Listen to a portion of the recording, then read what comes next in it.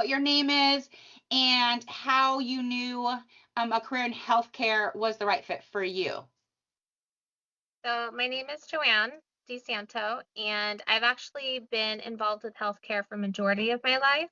My mom has been a nurse for many years, and my grandfather before her. So they kind of started that process for me, and I just followed in their footsteps. I decided that after growing up with my special needs brother, that it was definitely something that I wanted to see myself in, and helping other people seems to be the best fit where I've been out of all my jobs. Awesome. And so what are you currently like, where are you currently working and what are you currently doing per se? So currently I work for Kadlec. I am one of the medical assistants at the senior center over in Richland, and I take care of the geriatric patients that we see on a daily basis. My general routine is I help the provider whenever he needs anything, and helping them with their test orders or patient procedures has definitely been an insightful job, and I'm glad that I'm sticking with it.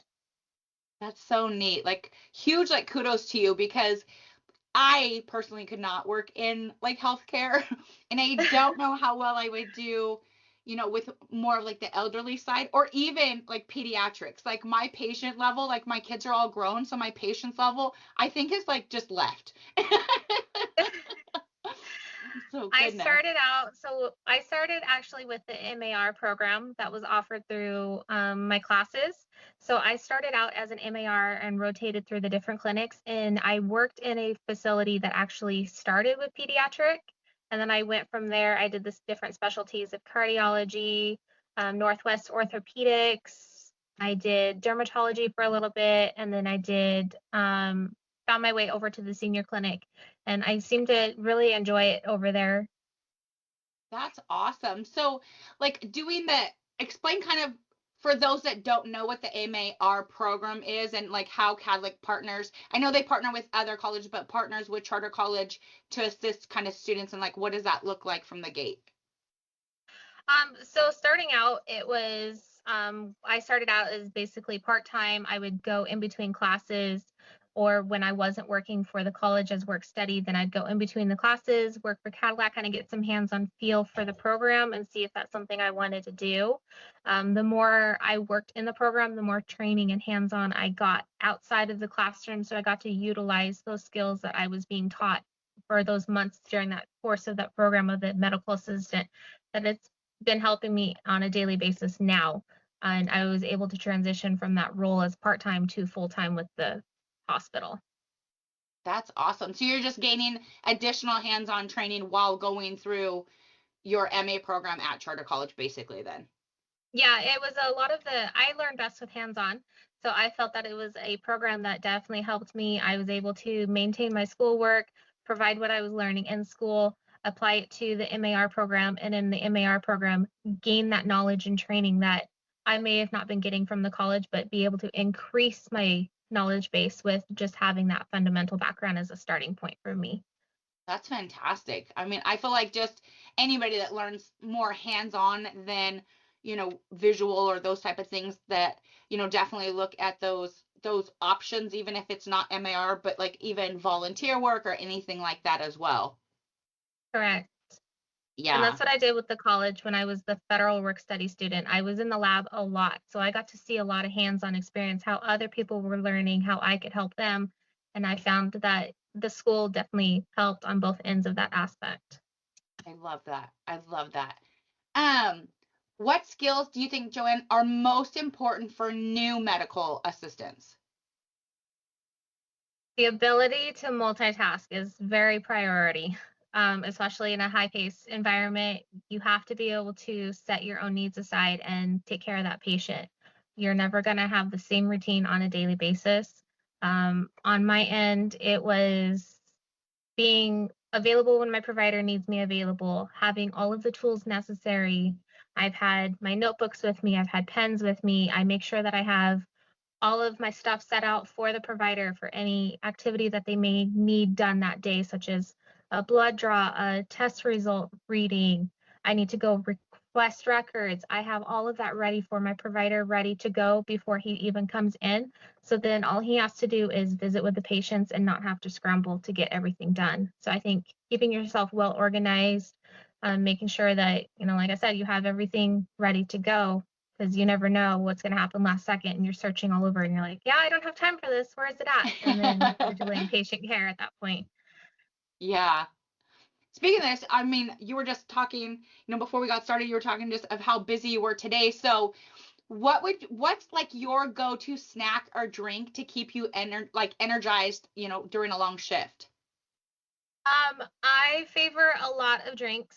So at my desk, I usually will have my water with me. I will have an iced coffee, or I will have some sort of tea with me. I do have a new protein drink that I'm trying to try out to see if it'll boost the energy, but it just depends on a daily basis on what I'm in the mood for. But usually I have an iced tea or a coffee sitting with me. I don't do the energy drinks. So I don't want the added adrenaline that they give you. Right, right. So my husband always mocks me when I walk out the door with, 4 drinks in my arms. Like, yeah, this is my day's worth of drinks that I'm gonna have. I never know That, when I'm gonna get a snack. yeah. So That's so true. Like and it's crazy because and I work remotely, so I work from home and I still am like, when do I get time to like get up and go get a drink? So I'll have like 3 drinks at my desk and 2 of them are literally water and they're huge. So it's just like a constant battle, right? Like go, go, go. And so you have to just be prepared. It's kind of like what you said, like, multitasking at its finest, but also like with your snacks and your drinks and everything else. yeah, it's like our breaks. I mean, for my provider alone, I don't have specific times when I'm supposed to take my 15-minute breaks. I don't have a specific lunch hour. I take it when the provider's not in with patients. So Yeah, my bathroom breaks or snack breaks are very limited in between my 9-hour shift. That, goodness. it's a go, go, go. Yeah, goodness. Well, with that said, how would you describe your job in 3 words and what would they be? Insightful, um,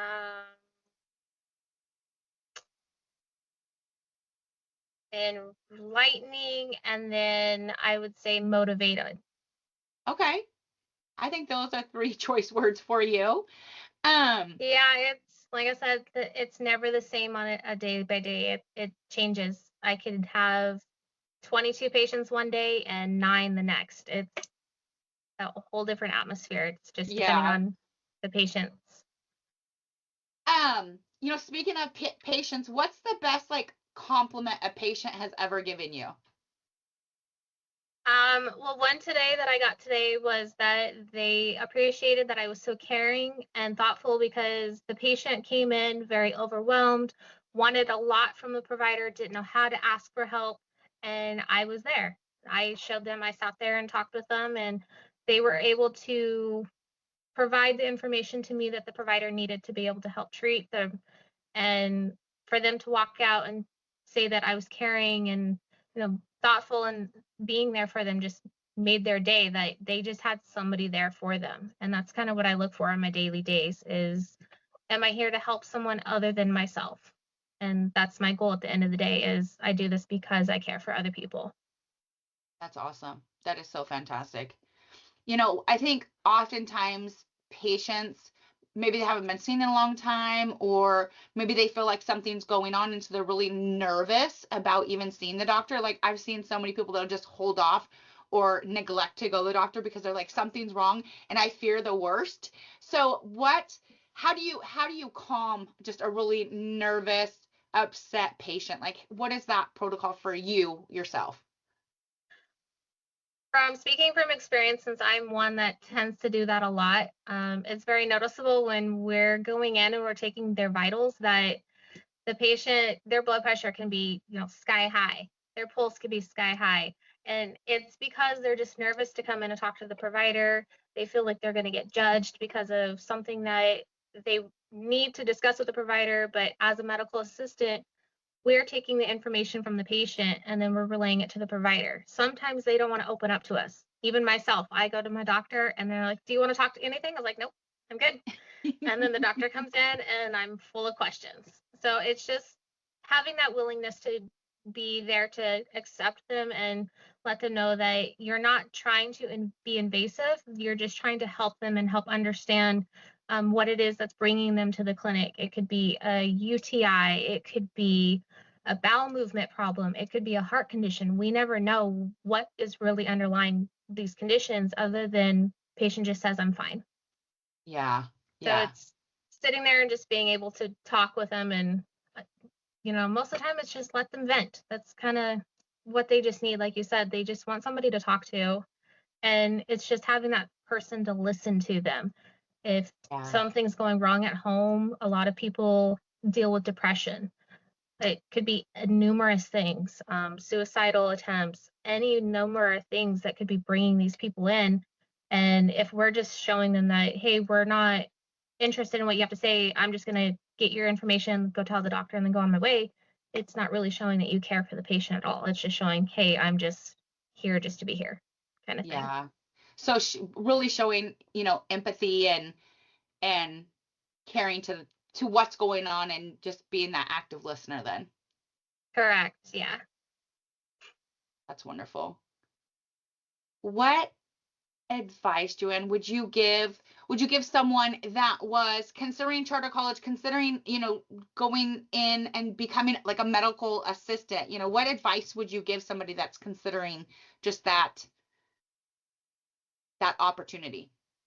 So as a personal, I've actually been with Charter for more than one program. So it wasn't just the medical assistant program.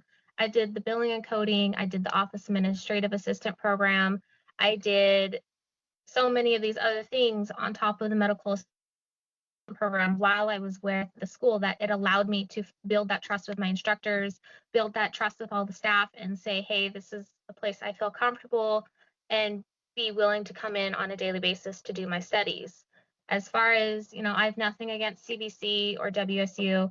I just chose charter because it was something that my family wasn't pressuring me to do. It was an option that was willing to work with me at the time when I first started many years ago with the programs. I was a single mom raising my children by myself. I needed something that I can do that would benefit my children. And at that time, we were all remote because of COVID.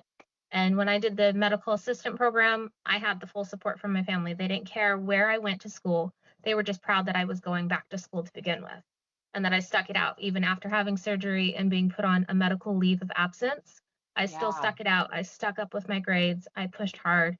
I made the dean's list almost every time that it was worth it for me to stick it out. And, if I had to choose it again, I would definitely choose charter as, my class to go back to. Awesome. I think it's important for people to know too that I think with charter college, what works well is like whether you're a single parent or maybe you're taking care of your own parents, and it kind of just works with your lifestyle. You know what I mean? In terms of a little bit of flexibility, whether you're doing an AM shift, a PM shift, an online program, being able to work around that personal life, that work schedule too, for those that are, working single moms or working dads that are providing for an entire family. So I think it's important to understand that, but also that the programs are fast tracked. And so it's like really when they say the motto, we work to get you to work, it's literally just that. And I don't bash any other school. I think anybody that wants to choose a university or a traditional college and it's for them, great. But it's looking at, what seat works best for that person's rear end. You know what I mean? Like at the end of the day. And that's how I felt with it. I looked into CBC and contemplated, hey, maybe I should do this. But then I started looking at the class load and realizing that from my personal standpoint, that I wouldn't have a way to get to the college and manage my children on opposite ends of the schools or across towns. Luckily, with charter, I had the help with my family. I had the support, having that willingness of the staff to, like you said, they work to get us to work. It helped in the long run. If it wasn't for the school helping and being willing to help me with my school schedules, financial aid, or anything that I may have struggled while I was at school for any of those programs, I probably wouldn't have succeeded the way I did. But I had the support system behind me from everybody that allowed me to be able to push forward and even come back. like I said, I came back for Yeah, multiple programs. that's And who knows, awesome. I might come back again this time for, dental or HVAC or any one of those other programs. It just Yeah, depends on where life takes us. absolutely. Absolutely. I love it. Well, I have one last question for you. It's just rather fun question. I always tease people, like I always like to end it with something just, hilarious or what have you. So like if you were to have any superpower, what superpower would you choose and why? Um, as of lately, I would say the mind reading. So then I could play telekinesis with the provider and be like, hey, I know what you're gonna about to say. I've already got you covered. Or like when my kids come in and they're like, Mom, can we have no, nope, I got this covered, you got it. So I think mind reading would be the best one right now. I Uh, love it. I'm like, I don't know. I love that thought. Or like maybe the patient isn't divulging like what's really going on with them and but they kind of have a hint at it, but they're not saying anything. Like that could help you as well. But on the flip side, like I don't know if I would want to be able to read everyone's minds, like that movie or whatever that was something with Mel Gibson and he could read the woman's mind and he was just like losing, he was just going oh crazy because yeah, of what a it. woman wants. Yeah. Yes, No, yes. I That's don't think I would want to scary. be able to like read everyone's minds, but like just be able to look at them and kind of like see, kind of like an aurora is kind of what it's called. Oh yeah. Like you can see like their color, what they're projecting, and be like, oh, okay, this person needs this, and then be able to go from there. I just think it'd be interesting if I could do mind reading, especially with my kids. My husband and my kids, Yeah. they play along together, and one of them can make a comment to the other and it just kind of just goes over their head and they're like, what'd you just say? And I was like, you don't want to know. Their own What they said language. and what I they thought are remember two that. different things. Yep, I Yeah. remember that as a kid with my sister. Like we had our own language and it was like parents weren't picking up what we were putting down. So definitely I like that. Well, Joann, I appreciate you taking the time and meeting with me even after your long shift at work. So I greatly appreciate it and I'm so excited for your future and everything that you have going on for you. Yeah, we're excited too. And like I said, who knows? I might return to charter for something else. We haven't crossed that mind yet. Yeah. My kids on a daily basis, when we drive by the college, they're like, Mom, you go to school there. I was like, no, I went to school there. And they're like, Mom, that's where you work. I was like, no, that's where I used to work. But we'll see. I came back multiple times and I enjoyed every bit of it, and the experience definitely helped. And I'm glad I had the opportunity to be a part of it and be able to share that on with my Wonderful. children if they decide. Yes, yes, definitely. And we definitely open our doors for you if you want to come back and continue into like another associate's degree or a bachelor's degree, or I don't know, just whip it all up and decide that you want to go into dental practice. Yeah, that's what I said. Dental or HVAC, you never know. I might come over and take back the whole school. Who knows? Well, again, thank you so much for your time. I appreciate it, and I'll let you get back to your family and the rest of your evening, okay? Thank you.